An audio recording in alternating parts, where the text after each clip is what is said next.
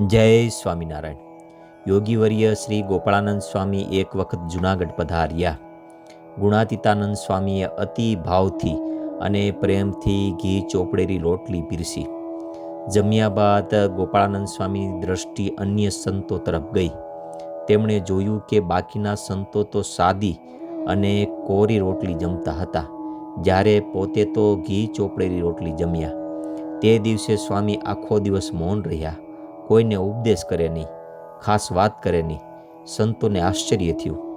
સાંજે સૌએ વિનમ્રતાથી સ્વામીને પૂછ્યું કે સ્વામી, આજે આપ કેમ શાંત છો?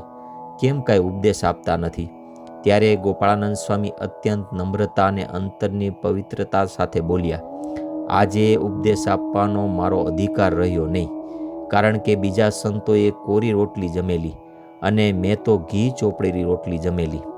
આ પ્રસંગ આપણને શીખવે છે કે મોટા સંતો માત્ર શબ્દોથી નહીં, પરંતુ પોતાના આદર્શ વર્તનથી સમાજ અને સત્સંગનું ઘડતર કરે છે.